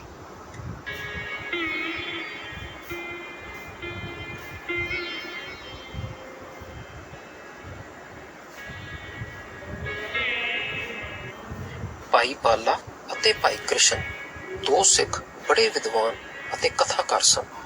ਆਪਣੇ ਆਸ-ਪਾਸ ਦੇ ਪਿੰਡਾਂ ਵਿੱਚ ਬਹੁਤ ਪ੍ਰਸਿੱਧ ਸਨ। ਦੂਰ ਅਤੇ ਨੇੜੇ ਦੇ ਲੋਕੀ ਉਹਨਾਂ ਦੀ ਕਥਾ ਸੁਣਨ ਆਉਂਦੇ, ਉਹਨਾਂ ਨੂੰ ਆਪਣੇ ਪਿੰਡਾਂ ਵਿੱਚ ਵੀ ਬੁਲਾਉਂਦੇ ਅਤੇ ਉਹਨਾਂ ਦੇ ਵਿਚਾਰ ਸਰਵਣ ਕਰਦੇ। ਸਤਿਕਾਰ ਵਜੋਂ ਚੋਖੀ ਮਾਇਆ ਵੀ ਉਹਨਾਂ ਨੂੰ ਭੇਟ ਕਰਦੇ। ਕਥਾ ਕਰਵਾਉਣ ਵਾਲਿਆਂ ਦੀਆਂ ਮੰਗਾਂ ਬੜੀ ਮੁਸ਼ਕਲ ਪੂਰੀਆਂ ਕਰਦੇ। ਉਹਨਾਂ ਨੂੰ ਕਦੇ ਸੱਦਿਆਂ ਵੱਲੋਂ ਵੇਲ ਨਾ ਮਿਲਦਾ। ਉਹ ਇੱਕ ਵਾਰੀ ਬੜੀ ਮੁਸ਼ਕਲ ਨਾਲ ਸਮਾਂ ਕੱਢ ਕੇ ਗੁਰੂ ਅਰਜਨ ਦੇਵ ਜੀ ਦੇ ਦਰਸ਼ਨਾਂ ਲਈ ਅੰਮ੍ਰਿਤਸਰ ਪੁੱਜੇ। ਅੰਮ੍ਰਿਤ ਵੇਲੇ ਦੇ ਦੀਵਾਨ ਦੀ ਸਮਾਪਤੀ ਪਿੱਛੋਂ ਉਹਨਾਂ ਗੁਰੂ ਅਰਜਨ ਦੇਵ ਜੀ ਪਾਸ ਬੇਨਤੀ ਕੀਤੀ, ਗੁਰੂ ਜੀ, ਸਾਡੀ ਕਥਾ ਸਿੱਖ ਸੰਗਤ ਬੜੇ ਪਿਆਰ ਨਾਲ ਸੁਣਦੀ ਹੈ, ਸਾਡੀ ਕਦਰ ਵੀ ਬਹੁਤ ਕਰਦੀ ਹੈ। ਇਸ ਤਰ੍ਹਾਂ ਦੀ ਸਾਡੀ ਸੇਵਾ ਹੁੰਦੇ ਹੋਏ ਵੀ ਸਾਡੇ ਮਨਾਂ ਨੂੰ ਸ਼ਾਂਤੀ ਪ੍ਰਾਪਤ ਨਹੀਂ ਹੁੰਦੀ।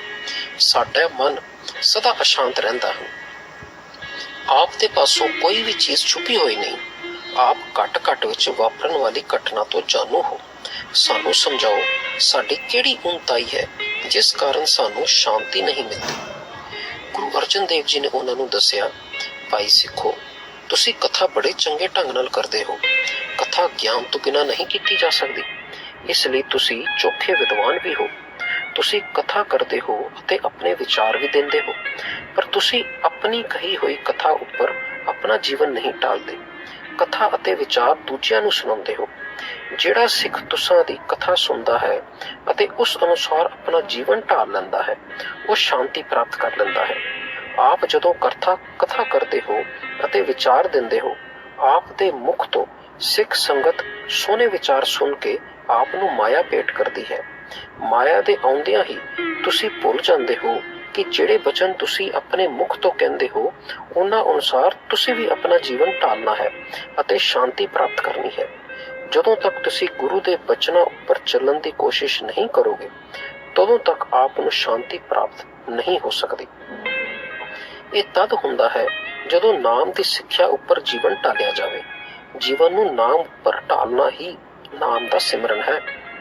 ਭਾਈ ਬਾਲੇ ਅਤੇ ਭਾਈ ਕ੍ਰਿਸ਼ਨ ਨੇ ਗੁਰੂ ਅਰਜਨ ਦੇਵ ਜੀ ਦੀ ਸਿੱਖਿਆ ਉੱਪਰ ਅਮਲ ਕਰਨਾ ਸ਼ੁਰੂ ਕਰ ਦਿੱਤਾ। ਉਹਨਾਂ ਨੂੰ ਸ਼ਾਂਤੀ ਮਿਲੀ।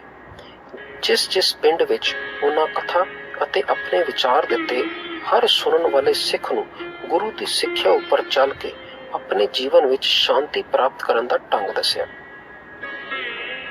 ਮਨ ਦੀ ਸ਼ਾਂਤੀ ਦਾ ਉਪਦੇਸ਼ ਇਸ ਸਾਖੀ ਵਿੱਚ ਜੋ ਮਿਲਦਾ ਹੈ, ਉਹ ਨਾ ਸਿਰਫ ਪੰਥ ਦੇ ਪ੍ਰਚਾਰਕਾਂ ਤੇ ਲਾਗੂ ਹੁੰਦਾ ਹੈ, ਬਲਕਿ ਸਾਰੀ ਸਿੱਖ ਸੰਗਤ ਤੇ ਵੀ। ਮਨ ਦੀ ਸ਼ਾਂਤੀ ਦਾ ਇੱਕੋ ਇੱਕ ਰਸਤਾ ਇਹੀ ਹੈ ਕਿ ਸਿੱਖ ਗੁਰਬਾਣੀ ਵਿੱਚ ਦਿੱਤੇ ਉਪਦੇਸ਼ ਨੂੰ ਸਮਝ ਕੇ ਉਸ ਅਨੁਸਾਰ ਆਪਣਾ ਜੀਵਨ ਢਾਲੇ। ਗੁਰੂ ਦੀ ਸਿੱਖਿਆ ਤੇ ਚੱਲਣਾ ਹੀ ਨਾਮ ਸਿਮਰਨ ਹੈ।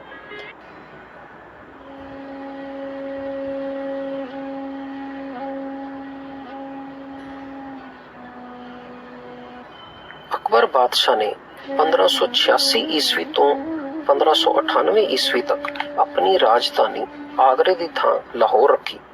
3 ਸਾਲ ਲਗਾਤਾਰ ਬਾਰਿਸ਼ ਨਾ ਹੋਈ, ਜਿਸ ਕਾਰਨ ਫਸਲਾਂ ਨਾ ਹੋਈਆਂ। ਹਰ ਪਾਸੇ ਅੰਨ ਦਾ ਘਾਟਾ ਹੋ ਗਿਆ। 1595 ਈਸਵੀ ਵਿੱਚ ਕਾਲ ਪੈ ਗਿਆ। ਭੁੱਖ ਨਾਲ ਲੋਕੀ ਮਰਨ ਲੱਗੇ। ਲਾਹੌਰ ਸ਼ਹਿਰ ਵਿੱਚ ਮੁਰਦਿਆਂ ਦੀਆਂ ਲਾਸ਼ਾਂ ਗਲੀਆਂ ਬਾਜ਼ਾਰਾਂ ਵਿੱਚ ਰੁਲਣ ਲੱਗੀਆਂ। ਹਰ ਪਾਸੇ ਹਰ ਵੇਲੇ ਲੋਕਾਂ ਦੇ ਰੋਣ ਕੁਰਲਾਉਣ ਦੀਆਂ ਆਵਾਜ਼ਾਂ ਆਉਣ ਲੱਗੀਆਂ। ਅਕਬਰ ਬਾਦਸ਼ਾਹ ਉਹਨਾਂ ਦਿਨਾਂ ਵਿੱਚ ਲਾਹੌਰ ਹੀ ਸੀ। ਉਸ ਪਾਸੋਂ ਗਲੀਆਂ ਬਾਜ਼ਾਰਾਂ ਵਿੱਚੋਂ ਆਉਂਦੀ ਮੁਰਦਿਆਂ ਦੀ ਬਦਬੂ ਸਹਾਰੀ ਨਾ ਜਾ ਸਕੀ। ਉਹ ਲਾਹੌਰ ਛੱਡ ਕੇ ਕਲਾਨੌਰ ਚਲਾ ਗਿਆ। ਗੁਰੂ ਅਰਜਨ ਦੇਵ ਜੀ ਨੇ ਜਦੋਂ ਲਾਹੌਰ ਦੀ ਇਹ ਹਾਲਤ ਸੁਣੀ ਤਾਂ ਆਪ ਲਾਹੌਰ ਪੁੱਜ ਗਏ। ਸਿੱਖ ਸੰਗਤਾਂ ਅਤੇ ਮਸੰਦਾਂ ਨੂੰ ਹੁਕਮ ਕਰ ਦਿੱਤਾ ਕਿ ਉਹ ਆਪਣਾ ਦਸਵੰਧ ਅਤੇ ਹੋਰ ਭੇਟਾ ਲੈ ਕੇ ਲਾਹੌਰ ਪੁੱਜਣ।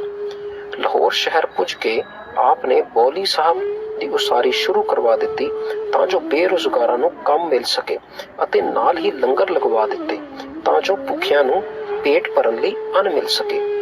ਇਸ ਸਮੇਂ ਅੰਮ੍ਰਿਤਸਰ ਦੀ ਉਸਾਰੀ ਚੱਲ ਰਹੀ ਸੀ, ਜੋ ਗੁਰੂ ਸਾਹਿਬ ਨੇ ਰੁਕਵਾ ਕੇ ਲਾਹੌਰ ਸ਼ਹਿਰ ਦੀ ਮਦਦ ਲਈ ਪਹਿਲ ਕੀਤੀ। ਆਪ ਨੇ ਆਪਣੀ ਹੱਥੀਂ ਗਲੀਆਂ ਅਤੇ ਬਾਜ਼ਾਰਾਂ ਵਿੱਚੋਂ ਮੁਰਦਿਆਂ ਦੀਆਂ ਲਾਸ਼ਾਂ ਇਕੱਠੀਆਂ ਕਰਕੇ ਉਹਨਾਂ ਨੂੰ ਜਲਾਉਣ ਦਾ ਕੰਮ ਸ਼ੁਰੂ ਕਰ ਦਿੱਤਾ। ਗੁਰੂ ਅਰਜਨ ਦੇਵ ਜੀ ਨੂੰ ਆਪਣੇ ਹੱਥੀਂ ਲਾਸ਼ਾਂ ਢੋਂਦੇ ਦੇਖ ਕੇ ਹਰ ਦੇਖਣ ਵਾਲਾ ਪਿੱਛੇ ਨਾ ਰਹਿ ਸਕਿਆ। ਉਹਨਾਂ ਵੀ ਆਪਣੀ ਵਿੱਤ ਤੇ ਹਿੱਸਾ ਪਾਇਆ। ਗੁਰੂ ਅਰਜਨ ਦੇਵ ਜੀ ਨੇ 8 ਮਹੀਨੇ ਲਾਹੌਰ ਰਹਿ ਕੇ ਹਰ ਦੁਖੀਏ ਦਾ ਦਰਦ ਵੰਡਾਇਆ। ਲਾਹੌਰ ਸ਼ਹਿਰ ਵਿੱਚ ਆਪ ਦੇ ਪਾਸ ਭਾਈ ਸਾਈਂ ਦਿੱਤਾ ਅਤੇ ਸੈਦੋ ਨੇ ਹਾਜ਼ਰ ਹੋ ਕੇ ਬੇਨਤੀ ਕੀਤੀ, ਗੁਰੂ ਨਾਨਕ ਦੇਵ ਜੀ ਲਾਹੌਰ ਸ਼ਹਿਰ ਨੂੰ ਜ਼ਹਿਰ ਕਹਿਰ ਆਖ ਗਏ ਸਨ ਅਤੇ ਅਸੀਂ ਲਾਹੌਰ ਸ਼ਹਿਰ ਵਿੱਚ ਰਹਿੰਦੇ ਹਾਂ, ਸੋ ਅਸੀਂ ਕਹਿਰ ਤੋਂ ਕਿਵੇਂ ਬਚ ਸਕਦੇ ਹਾਂ। ਗੁਰੂ ਅਰਜਨ ਦੇਵ ਜੀ ਨੇ ਫਰਮਾਇਆ, ਲਾਹੌਰ ਸ਼ਹਿਰ ਉਹਨਾਂ ਲਈ ਅੰਮ੍ਰਿਤਸਰ ਸਿਫਤੀ ਦਾ ਘਰ ਹੀ ਹੈ ਜਿਹੜੇ ਹਰ ਵੇਲੇ ਉਸ ਮਾਲਕ ਦੀਆਂ ਸਿਫਤਾਂ ਦੀ ਵਿਚਾਰ ਕਰਦੇ ਹਨ। ਇੱਕ ਦਿਨ ਜ਼ਿਲ੍ਹਾ ਚੰਗ ਦਾ ਰਹਿਣ ਵਾਲਾ ਪ੍ਰਸਿੱਧ ਹਕੀਮ ਵਜ਼ੀਰ ਖਾਨ ਗੁਰੂ ਜੀ ਦੇ ਦਰਸ਼ਨਾਂ ਲਈ ਲਾਹੌਰ ਆਇਆ। ਗੁਰੂ ਅਰਜਨ ਦੇਵ ਜੀ ਨੇ ਉਸ ਦੀ ਹਲੀਮੀ ਦੇਖ ਕੇ ਦੱਸਿਆ, ਅੱਲਾ ਦੀ ਯਾਦ ਵਿਸਰਨ ਨਾ ਦੇਣੀ, ਸਬਰ ਰੱਖਣਾ, ਹਲੀਮੀ ਧਾਰਨ ਕਰਨੀ, ਵੰਡ ਖਾਣਾ ਅਤੇ ਮਨ ਉੱਪਰ ਕਾਬੂ ਰੱਖਣਾ, ਇਹ 5 ਨਮਾਜ਼ਾਂ ਹਨ। ਗੁਰੂ ਅਰਜਨ ਦੇਵ ਜੀ ਦੀ ਸੇਵਾ ਬਾਰੇ ਜਦੋਂ ਅਕਬਰ ਨੂੰ ਪਤਾ ਲੱਗਾ ਤਾਂ ਉਹ 24 ਨਵੰਬਰ 1598 ਈਸਵੀ ਨੂੰ ਆਗਰੇ ਨੂੰ ਜਾਂਦਾ ਹੋਇਆ ਗੋਇੰਦਵਾਲ ਵਿਖੇ ਆਪ ਜੀ ਦੇ ਦਰਸ਼ਨ ਕਰਕੇ ਗਿਆ। ਅਸੀਂ ਦੇਖਿਆ ਗੁਰੂ ਨਾਨਕ ਦਾ ਘਰ ਸਦਾ ਹੀ ਗਰੀਬਾਂ, ਲੋੜਵੰਦਾਂ ਅਤੇ ਨਿਆਸਰਿਆਂ ਦੀ ਸੇਵਾ ਵਿੱਚ ਤਤਪਰ ਰਹਿੰਦਾ ਹੈ। ਇਹ ਗੁਰੂਆਂ ਦੀ ਆਪ ਹੱਥੀਂ ਕੀਤੀ ਸੇਵਾ ਦੇ ਪੂਰਨਿਆਂ ਦਾ ਨਤੀਜਾ ਹੀ ਹੈ ਕਿ ਅੱਜ ਵੀ ਕਈ ਸੰਸਥਾਵਾਂ ਬਗੈਰ ਕਿਸੇ ਭੇਦਭਾਵ ਦੇ ਲੁਕਾਈ ਦੀ ਸੇਵਾ ਕਰ ਰਹੀਆਂ ਹਨ, ਜਿਵੇਂ ਭਗਤ ਪੂਰਨ ਸਿੰਘ ਜੀ ਦਾ ਬੰਗਲਵਾੜਾ, ਯੂਨਾਈਟਿਡ ਸਿੱਖਸ, ਖਾਲਸਾ ਏਡ, ਪ੍ਰਭ ਆਸਰਾ ਟਰਸਟ, ਬੀਬੀ ਪ੍ਰਕਾਸ਼ ਕੌਰ ਦਾ ਯੂਨੀਕ ਹੋਮ ਤੇ ਹੋਰ ਬਹੁਤ ਸਾਰੇ। ਕਿਰਤੀ ਸਿੱਖਾਂ ਲਈ ਐਸੀਆਂ ਸੰਸਥਾਵਾਂ ਨੂੰ ਤਨ, ਮਨ ਤੇ ਧਨ ਨਾਲ ਸਹਿਯੋਗ ਕਰਨਾ ਚਾਹੀਦਾ ਹੈ, ਕਿਉਂਕਿ ਗਰੀਬ ਦਾ ਮੂੰਹ ਹੀ ਤਾਂ ਗੁਰੂ ਦੀ ਗੋਲਕ ਹੈ।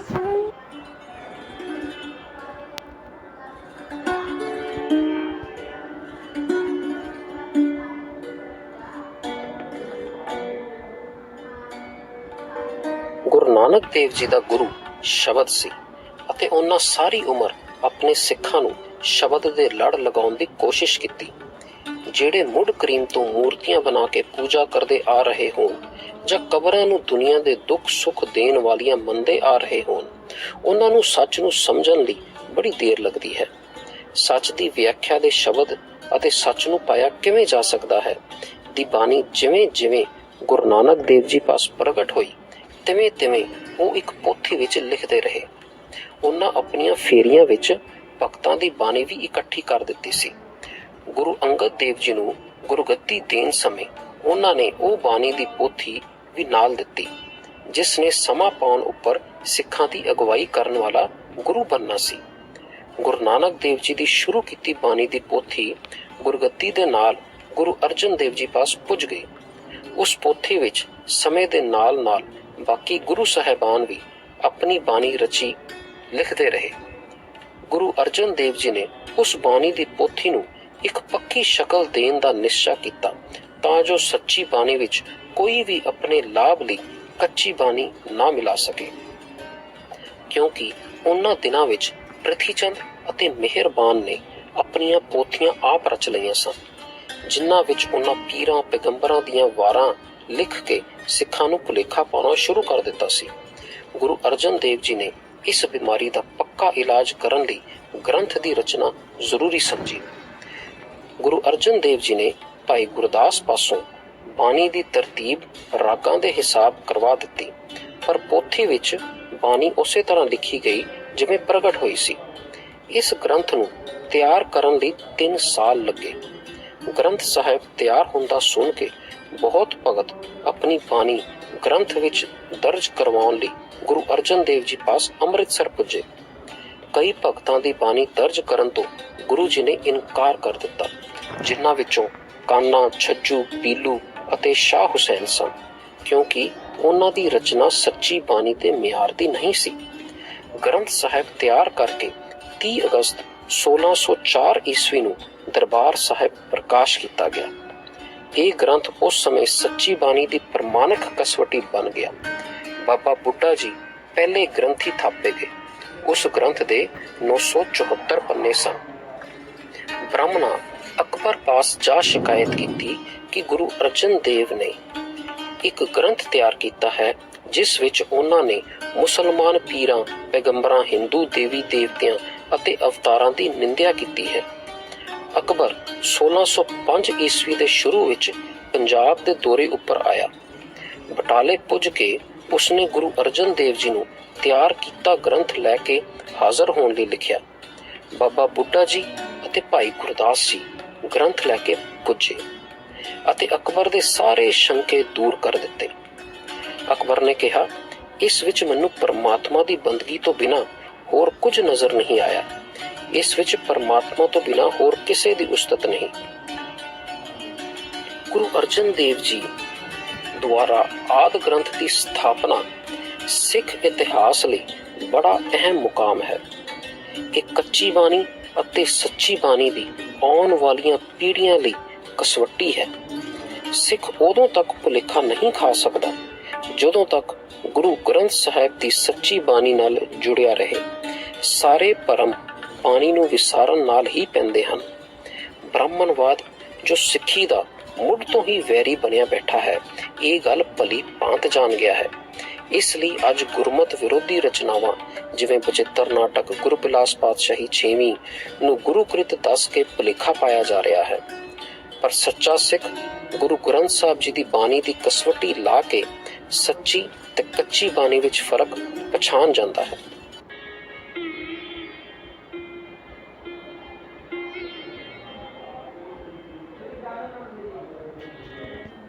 ਗੁਰੂ ਅਰਜਨ ਦੇਵ ਜੀ ਦੇ ਪੁੱਤਰ ਸ਼੍ਰੀ ਹਰਗੋਬਿੰਦ ਜੀ 9 ਸਾਲਾਂ ਦੇ ਹੋਏ ਤਾਂ ਚੰਦੂ ਦੇ ਬ੍ਰਾਹਮਣਾਂ ਨੇ ਉਹਨਾਂ ਨੂੰ ਚੰਦੂ ਦੀ ਲੜਕੀ ਲਈ ਪਸੰਦ ਕਰਕੇ ਵਜ਼ੀਰ ਚੰਦੂ ਨੂੰ ਲਿਖ ਭੇਜਿਆ। ਚੰਦੂ ਨੂੰ ਦਿੱਲੀ ਦੇ ਬਾਦਸ਼ਾਹ ਦਾ ਵਜ਼ੀਰ ਹੋਣ ਦਾ ਬਹੁਤ ਹੰਕਾਰ ਸੀ। ਚੰਦੂ ਨੂੰ ਜਦੋਂ ਬ੍ਰਾਹਮਣਾਂ ਦੀ ਪਸੰਦ ਦਾ ਸੁਨੇਹਾ ਮਿਲਿਆ ਤੇ ਉਸਨੇ ਕਿਹਾ, ਬ੍ਰਾਹਮਣਾਂ ਨੇ ਚੰਗਾ ਨਹੀਂ ਕੀਤਾ। ਮੇਰੀ ਲੜਕੀ ਚੁਬਾਰੇ ਦੀ ਇੱਟ ਨਿਆਈ ਸੀ, ਉਹਨਾਂ ਮੋਰੀ ਵਰਗੀ ਕੁੱਲ ਵਿੱਚ ਲਗਾ ਦਿੱਤੀ। ਚੰਦੂ ਨੇ ਆਪਣੇ ਆਪ ਨੂੰ ਸ਼ਾਹੀ ਖਾਨਦਾਨ ਦਾ ਸਮਝਿਆ ਅਤੇ ਗੁਰੂ ਘਰ ਨੂੰ ਫਕੀਰਾਂ ਦੀ ਕੁੱਲੀ ਬਣਾ ਦਿੱਤਾ। ਚੰਦੂ ਦਾ ਕਹਿਣਾ ਦੀਵਾਨ ਵਿੱਚ ਬੈਠੇ ਸਿੱਖਾਂ ਨੂੰ ਚੰਗਾ ਨਾ ਲੱਗਿਆ। ਉਹਨਾਂ ਸਲਾਹ ਕਰਕੇ ਗੁਰੂ ਅਰਜਨ ਦੇਵ ਜੀ ਨੂੰ ਚਿੱਠੀ ਲਿਖ ਦਿੱਤੀ, ਜਿਸ ਵਿੱਚ ਬੇਨਤੀ ਕੀਤੀ, ਚੰਦੂ ਹੰਕਾਰੀ ਦਾ ਰਿਸ਼ਤਾ ਨਹੀਂ ਲੈਣਾ ਕਿਉਂਕਿ ਉਸਨੇ ਗੁਰੂ ਘਰ ਦੀ ਸ਼ਾਨ ਵਿੱਚ ਵੱਧ ਘੱਟ ਕਿਹਾ ਹੈ। ਚੰਦੂ ਲਾਲ ਖੱਤਰੀ ਰੋਹੇਲੇ ਪਿੰਡ ਜ਼ਿਲ੍ਹਾ ਗੁਰਦਾਸਪੁਰ ਦਾ ਰਹਿਣ ਵਾਲਾ ਸੀ। ਦਿੱਲੀ ਦੇ ਸਿੱਖਾਂ ਦੀ ਚਿੱਠੀ ਗੁਰੂ ਅਰਜਨ ਦੇਵ ਜੀ ਪਾਸ ਬ੍ਰਾਹਮਣਾਂ ਦੇ ਸ਼ਗਨ ਲੈ ਕੇ ਪੁੱਜਣ ਤੋਂ ਪਹਿਲਾਂ ਪੁੱਜ ਗਈ। ਚੰਦੂ ਦੀ ਲੜਕੀ ਦਾ ਸ਼ਗਨ ਲੈ ਕੇ ਬ੍ਰਾਹਮਣ ਜਦੋਂ ਪੁੱਜੇ ਤਾਂ ਗੁਰੂ ਅਰਜਨ ਦੇਵ ਜੀ ਨੇ ਰਿਸ਼ਤਾ ਲੈਣ ਤੋਂ ਨਾ ਕਰ ਦਿੱਤੀ। ਦੀਵਾਨ ਵਿੱਚ ਬੈਠੇ ਡੱਲੇ ਪਿੰਡ ਦੇ ਭਾਈ ਨਾਰਾਇਣ ਦਾਸ ਨੇ ਆਪਣੀ ਪੁੱਤਰੀ ਦਮੋਦਰੀ ਦੇ ਰਿਸ਼ਤੇ ਲਈ ਖੜੇ ਹੋ ਕੇ ਗੁਰੂ ਜੀ ਪਾਸ ਬੇਨਤੀ ਕੀਤੀ। ਉਹਨਾਂ ਨੇ ਸ਼੍ਰੀ ਹਰਗੋਬਿੰਦ ਲਈ ਰਿਸ਼ਤਾ ਪ੍ਰਵਾਨ ਕਰਕੇ ਸਗਾਈ ਕਰ ਦਿੱਤੀ। ਦਿੱਲੀ ਵਾਪਸ ਜਾ ਕੇ ਬ੍ਰਾਹਮਣਾਂ ਨੇ ਚੰਦੂ ਨੂੰ ਸ਼ਗਨ ਵਾਪਸ ਹੋਣ ਬਾਰੇ ਦੱਸਿਆ। ਉਸ ਨੂੰ ਬਹੁਤ ਅਫਸੋਸ ਹੋਇਆ। 1605 ਈਸਵੀ ਵਿੱਚ ਜਹਾਂਗੀਰ ਨੇ ਦਿੱਲੀ ਦਾ ਰਾਜ ਸੰਭਾਲਣ ਪਿੱਛੋਂ ਸੁਲੀ ਖਾਨ ਨੂੰ ਕੁਝ ਫੌਜ ਦੇ ਕੇ ਪੰਜਾਬ ਦਾ ਮਾਮਲਾ ਇਕੱਠਾ ਕਰਕੇ ਲਿਆਉਣ ਲਈ ਤਿਆਰ ਕੀਤਾ। ਚੰਦੂ ਵਜ਼ੀਰ ਨੂੰ ਆਪਣੀ ਲੜਕੀ ਦਾ ਰਿਸ਼ਤਾ ਮੋੜਨ ਦਾ ਗੁਰੂ ਅਰਜਨ ਦੇਵ ਜੀ ਉੱਪਰ ਬਹੁਤ ਗੁੱਸਾ ਸੀ। ਉਸਨੇ ਬਦਲਾ ਲੈਣ ਲਈ ਜਾਣ ਲੱਗੇ ਸੁਲੀ ਖਾਨ ਨੂੰ ਇਹ ਵੀ ਹੁਕਮ ਕਰ ਦਿੱਤਾ, ਗੁਰੂ ਅਰਜਨ ਦੇਵ ਨੂੰ ਹਰ ਹੀਲੇ ਅੰਮ੍ਰਿਤਸਰ ਵਿੱਚੋਂ ਕੱਢ ਦਿੱਤਾ ਜਾਵੇ। ਉਸ ਦੀ ਥਾਂ ਉਸਦੇ ਵੱਡੇ ਭਰਾ ਪ੍ਰਿਥੀ ਚੰਦ ਨੂੰ ਗੁਰਗੱਦੀ ਸੌਂਪ ਦਿੱਤੀ ਜਾਵੇ। ਕਿਉਂਕਿ ਪ੍ਰਿਥੀ ਚੰਦ ਉਸਦਾ ਵੱਡਾ ਭਰਾ ਹੈ, ਇਸ ਲਈ ਗੱਦੀ ਦਾ ਹੱਕਦਾਰ ਪ੍ਰਿਥੀ ਚੰਦ ਹੀ ਬਣਦਾ ਹੈ। ਸੁਲੀ ਖਾਨ ਆਪਣੀ ਫੌਜ ਲੈ ਕੇ ਪੰਜਾਬ ਪੁੱਜ ਗਿਆ। ਪ੍ਰਿਥੀ ਚੰਦ ਨੂੰ ਜਦੋਂ ਸੁਲੀ ਖਾਨ ਦੇ ਆਉਣ ਦਾ ਪਤਾ ਲੱਗਾ ਤਾਂ ਉਹ ਸੁਲੀ ਖਾਨ ਨੂੰ ਲਾਹੌਰ ਪੁੱਜਣ ਤੋਂ ਪਹਿਲਾਂ ਹੀ ਅੱਗੇ ਹੋ ਕੇ ਮਿਲਿਆ। ਪ੍ਰਿਥੀ ਚੰਦ ਨੇ ਉਸ ਦੀ ਬਹੁਤ ਆਓ ਭਗਤ ਕੀਤੀ ਅਤੇ ਆਪਣੇ ਪਾਸ ਰਾਤ ਰਹਿਣ ਲਈ ਮਨਾ ਲਿਆ। ਸ਼ਾਮ ਨੂੰ ਪ੍ਰਿਥੀ ਚੰਦ ਸੁਲੀ ਖਾਨ ਨੂੰ ਆਪਣਾ ਨਵਾਂ ਲਗਾਇਆ ਪੱਠਾ ਦਿਖਾਉਣ ਲਈ ਲੈ ਗਿਆ। ਸੁਲੀ ਖਾਨ ਆਪਣੇ ਘੋੜੇ ਉੱਪਰ ਸਵਾਰ ਸੀ ਅਤੇ ਪੱਠਾ ਦੇਖ ਰਿਹਾ ਸੀ। ਉਸ ਦਾ ਘੋੜਾ ਕਿਸੇ ਕਾਰਨ ਡਰ ਗਿਆ ਅਤੇ ਉਛਲ ਕੇ ਪੱਠੇ ਵਿੱਚ ਡਿੱਗ ਗਿਆ। ਸੁਲੀ ਖਾਨ ਅਤੇ ਉਸ ਦਾ ਘੋੜਾ ਦੋਵੇਂ ਪੱਠੇ ਦੀ ਅੱਗ ਵਿੱਚ ਸੜ ਕੇ ਮਰ ਗਏ। ਗੁਰੂ ਅਰਜਨ ਦੇਵ ਜੀ ਨੂੰ ਸਿੱਖਾਂ ਨੇ ਸੁਲੀ ਖਾਨ ਦੀ ਮੌਤ ਦੀ ਖਬਰ ਸੁਣਾਈ ਅਤੇ ਇਹ ਵੀ ਦੱਸਿਆ ਕਿ ਉਹ ਆਪ ਨੂੰ ਅੰਮ੍ਰਿਤਸਰ ਵਿੱਚੋਂ ਕੱਢਣ ਲਈ ਆ ਰਿਹਾ ਸੀ। ਗੁਰੂ ਅਰਜਨ ਦੇਵ ਜੀ ਨੇ ਪ੍ਰਮਾਤਮਾ ਦਾ ਸ਼ੁਕਰ ਕਰਦੇ ਹੋਏ ਸ਼ਬਦ ਉਚਾਰਿਆ, ਸੁਲਹੀ ਤੇ ਨਾਰਾਇਣ ਰਾਖ, ਸੁਲਹੀ ਕਾ ਹਾਥ ਕਹੀਂ ਨਾ ਪਹੁੰਚੇ, ਸੁਲੀ ਹੋਏ ਮੂਆ ਨਾ ਪਾਖ। ਇਸਲਾਮ ਧਰਮ ਵਿੱਚ ਮਰੇ ਹੋਏ ਨੂੰ ਦਬਾਉਂਦੇ ਹਨ, ਸਾੜਦੇ ਨਹੀਂ। ਸਾੜਨਾ ਇਸਲਾਮ ਵਿੱਚ ਅਪਵਿੱਤਰ ਹੈ। ਸੁਲੀ ਖਾਂ ਅੱਗ ਵਿੱਚ ਸੜ ਕੇ ਮਰਨ ਨਾਲ ਨਾਪਾਕ ਹੋ ਗਿਆ। ਸੁਲੀ ਖਾਂ ਦੀ ਮੌਤ ਦਾ ਜਦੋਂ ਉਸਦੇ ਭਤੀਜੇ ਸੁਲਭੀ ਖਾਨ ਨੂੰ ਪਤਾ ਲੱਗਾ ਤਾਂ ਉਸਨੇ ਚੰਦੂ ਨੂੰ ਕਿਹਾ, ਮੇਰੇ ਚਾਚੇ ਨੂੰ ਅਰਜਨ ਦੇਵ ਨੇ ਆਪਣੇ ਜਾਦੂ ਨਾਲ ਭੱਠੇ ਵਿੱਚ ਸੁੱਟ ਕੇ ਮਰਵਾਇਆ ਹੈ। ਮੈਂ ਆਪਣੇ ਚਾਚੇ ਦੀ ਮੌਤ ਦਾ ਬਦਲਾ ਉਸ ਪਾਸੋਂ ਲੈਣਾ ਚਾਹੁੰਦਾ ਹਾਂ। ਚੰਦੂ ਤਾਂ ਆਪ ਚਾਹੁੰਦਾ ਸੀ ਕਿਵੇਂ ਨਾ ਕਿਵੇਂ ਗੁਰੂ ਅਰਜਨ ਦੇਵ ਜੀ ਨੂੰ ਤੰਗ ਕੀਤਾ ਜਾਵੇ। ਉਸਨੇ ਜਹਾਂਗੀਰ ਪਾਸੋਂ ਸੁਲਭੀ ਖਾਨ ਨੂੰ ਬਦਲਾ ਲੈਣ ਦੀ ਆਗਿਆ ਲੈ ਦਿੱਤੀ। ਸੁਲਭੀ ਖਾਨ ਆਪਣੀ ਫੌਜ ਲੈ ਕੇ ਲਾਹੌਰ ਤੋਂ ਅੰਮ੍ਰਿਤਸਰ ਵੱਲ ਚੱਲ ਪਿਆ। ਰਸਤੇ ਵਿੱਚ ਦਰਿਆ ਬਿਆਸ ਦੇ ਕਿਨਾਰੇ ਉਸਦਾ ਝਗੜਾ ਆਪਣੇ ਇੱਕ ਸਰਦਾਰ ਹਸਨ ਅਲੀ ਨਾਲ ਹੋ ਗਿਆ, ਜਿਹੜਾ ਆਪਣੀ ਅਤੇ ਆਪਣੇ ਆਦਮੀਆਂ ਦੀ 1 ਸਾਲ ਦੀ ਪਿਛਲੀ ਰਹਿੰਦੀ ਤਨਖਾਹ ਮੰਗ ਰਿਹਾ ਸੀ। ਹਸਨ ਅਲੀ ਨੂੰ ਮੰਗ ਪੂਰੀ ਹੁੰਦੀ ਨਜ਼ਰ ਨਾ ਆਈ ਤਾਂ ਉਸਨੇ ਤਲਵਾਰ ਨਾਲ ਸੁਲਭੀ ਖਾਨ ਦਾ ਸਿਰ ਧੜ ਨਾਲੋਂ ਅਲੱਗ ਕਰ ਦਿੱਤਾ। ਸੁਲਭੀ ਖਾਨ ਦੇ ਇਸ ਤਰ੍ਹਾਂ ਮਾਰੇ ਜਾਣ ਉੱਪਰ ਚੰਦੂ ਦੀ ਆਸ ਗੁਰੂ ਅਰਜਨ ਦੇਵ ਜੀ ਨੂੰ ਅੰਮ੍ਰਿਤਸਰ ਵਿੱਚੋਂ ਕੱਢਣ ਦੀ ਅਧੂਰੀ ਹੀ ਰਹਿ ਗਈ। ਅਸੀਂ ਦੇਖਿਆ ਕਿ ਹੰਕਾਰੀ ਚੰਦੂ ਤੇ ਲਾਲਚੀ ਤੇ ਈਰਖਾਲੂ ਪ੍ਰਿਥੀ ਚੰਦ ਨੇ ਗੁਰੂ ਘਰ ਨਾਲ ਬਹੁਤ ਧਰੋਹ ਕਮਾਇਆ। ਪਰ ਜੇ ਅਸੀਂ ਪਾਰਖੂ ਅੱਖ ਨਾਲ ਦੇਖੀਏ ਤੇ ਅੱਜ ਵੀ ਸਾਨੂੰ ਹੰਕਾਰੀ ਸਿਆਸਤਦਾਨ ਅਤੇ ਲਾਲਚੀ ਡੇਰੇਦਾਰ ਗੁਰੂ ਘਰ ਨਾਲ ਧਰੋਹ ਕਮਾਉਂਦੇ ਨਜ਼ਰ ਆ ਜਾਣਗੇ।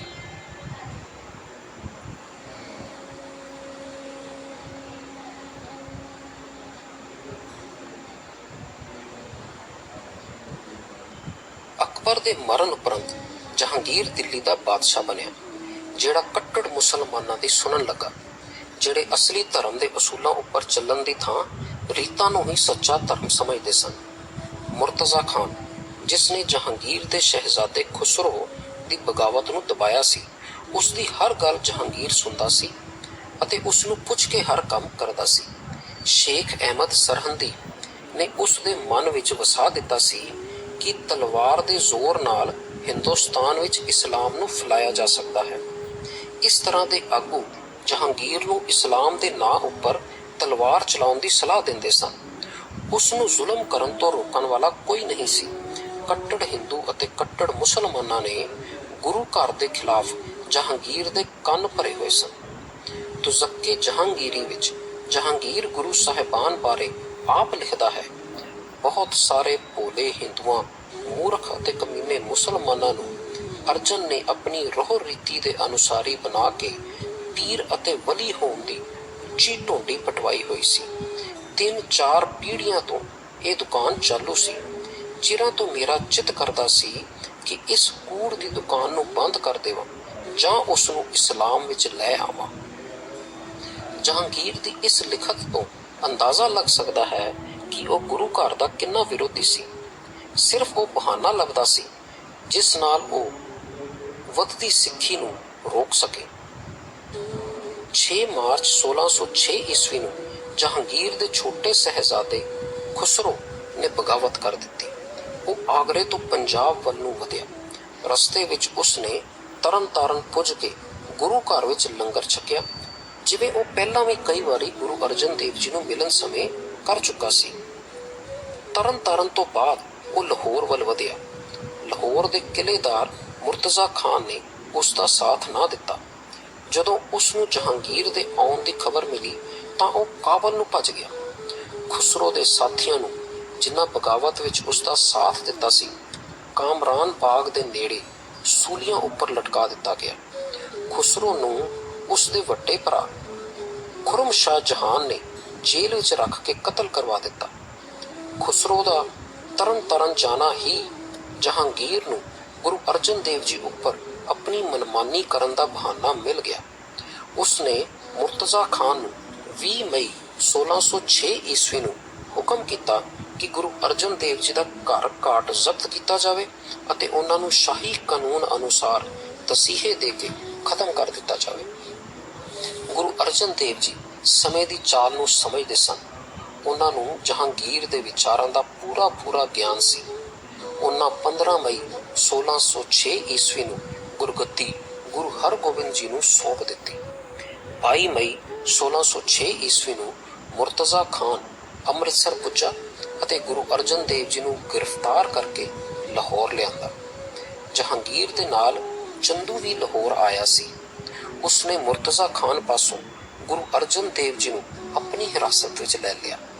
ਚੰਦੂ ਨੇ ਗੁਰੂ ਜੀ ਨੂੰ ਤਸੀਹੇ ਦੇਣ ਦਾ ਡਰ ਦਿੱਤਾ, ਜਿਸ ਦਾ ਉਹਨਾਂ ਉੱਪਰ ਕੋਈ ਅਸਰ ਨਾ ਹੋਇਆ। ਚੰਦੂ ਨੇ ਜਹਾਂਗੀਰ ਦੀਆਂ ਸ਼ਰਤਾਂ ਗੁਰੂ ਜੀ ਅੱਗੇ ਰੱਖੀਆਂ, ਜਿਨ੍ਹਾਂ ਦੇ ਮੰਨਣ ਨਾਲ ਜਾਨ ਬਚ ਸਕਦੀ ਸੀ, ਪਰ ਗੁਰੂ ਜੀ ਨੇ ਨਾ ਇਸਲਾਮ ਧਾਰਨ ਕਰਨਾ ਮਨਜ਼ੂਰ ਕੀਤਾ ਅਤੇ ਨਾ ਹੀ ਗ੍ਰੰਥ ਸਾਹਿਬ ਦੀ ਬਾਣੀ ਵਿੱਚ ਕੋਈ ਤਬਦੀਲੀ ਕਰਨੀ ਪ੍ਰਵਾਨ ਕੀਤੀ। ਜਹਾਂਗੀਰ ਦੀਆਂ ਦੱਸੀਆਂ ਸ਼ਰਤਾਂ ਵਿੱਚੋਂ ਕੋਈ ਵੀ ਸ਼ਰਤ ਗੁਰੂ ਅਰਜਨ ਦੇਵ ਜੀ ਨੇ ਨਾ ਮੰਨੀ ਤਾਂ ਚੰਦੂ ਨੇ ਜਹਾਂਗੀਰ ਦੇ ਹੁਕਮ ਅਨੁਸਾਰ ਇਸਲਾਮੀ ਸ਼ਰ੍ਹਾ ਦੇ ਹਿਸਾਬ ਤਸੀਹੇ ਦੇਣ ਦਾ ਹੁਕਮ ਕਰ ਦਿੱਤਾ। ਪਹਿਲੇ ਦਿਨ ਗੁਰੂ ਅਰਜਨ ਦੇਵ ਜੀ ਨੂੰ ਜੇਠ ਹਾੜ ਦੀ ਤਪਦੀ ਰੇਤ ਵਿੱਚ ਬਿਠਾ ਕੇ ਤਸੀਹੇ ਦਿੱਤੇ ਗਏ। ਦੂਜੇ ਦਿਨ ਉਬਲਦੇ ਪਾਣੀ ਦੀ ਦੇਗ ਵਿੱਚ ਬਿਠਾਇਆ ਗਿਆ। ਤੀਜੇ ਦਿਨ ਤੱਤੇ ਤਵੇ ਉੱਪਰ ਬਿਠਾ ਕੇ ਉੱਪਰੋਂ ਕੜਛੀਆਂ ਨਾਲ ਤੱਤੀ ਰੇਤ ਸੀਸ ਉੱਪਰ ਪਾਈ ਗਈ। ਗੁਰੂ ਸਾਹਿਬ ਨੇ ਸਾਰੇ ਤਸੀਹੇ ਸ਼ਾਂਤਮਈ ਅਵਸਥਾ ਵਿੱਚ ਰਹਿ ਕੇ ਪਰਮਾਤਮਾ ਦੇ ਭਾਣੇ ਨੂੰ ਮਿੱਠਾ ਜਾਣ ਕੇ ਮੰਨੇ। ਪੰਜਵੇਂ ਦਿਨ ਗੁਰੂ ਅਰਜਨ ਦੇਵ ਜੀ ਨੂੰ ਰਾਵੀ ਦਰਿਆ ਦੇ ਠੰਡੇ ਪਾਣੀ ਵਿੱਚ ਬਹਾ ਦਿੱਤਾ। ਇਸ ਤਰ੍ਹਾਂ 30 ਮਈ 1606 ਈਸਵੀ ਨੂੰ ਗੁਰੂ ਅਰਜਨ ਦੇਵ ਜੀ ਦੀ ਆਤਮਾ ਪਰਮਾਤਮਾ ਵਿੱਚ ਲੀਨ ਹੋ ਗਈ। ਗੁਰੂ ਜੀ ਦੀ ਇਹ ਸ਼ਹੀਦੀ ਸੱਚ ਦੀ ਗਵਾਹੀ ਹੈ। ਉਹਨਾਂ ਉਹ ਗੱਲ ਨਹੀਂ ਮੰਨੀ ਜਿਹੜੀ ਅਸੂਲਾਂ ਦੇ ਉਲਟ ਸੀ। ਭਾਵੇਂ ਸਮੇਂ ਦੇ ਬਾਦਸ਼ਾਹ ਅਤੇ ਵਜ਼ੀਰ ਨੇ ਡਰਾਇਆ, ਧਮਕਾਇਆ ਅਤੇ ਤਸੀਹੇ ਦਿੱਤੇ, ਉਹ ਆਪਣੇ ਅਕੀਦੇ ਵਿੱਚ ਪੱਕੇ ਰਹੇ। ਇਹ ਗੁਰੂ ਅਰਜਨ ਦੇਵ ਜੀ ਦੇ ਹੀ ਪਾਏ ਪੂਰਨਿਆਂ ਦਾ ਨਤੀਜਾ ਹੈ ਕਿ ਸਿੱਖ ਸੱਚ ਦੀ ਰਾਖੀ ਵਾਸਤੇ ਸ਼ਹੀਦ ਹੋਣ ਨੂੰ ਪਰਮਾਤਮਾ ਦੀ ਅਦੁੱਤੀ ਦਾਤ ਸਮਝਦਾ ਹੈ। ਵਾਹਿਗੁਰੂ ਜੀ ਕਾ ਖਾਲਸਾ, ਵਾਹਿਗੁਰੂ ਜੀ ਕੀ ਫਤਿਹ।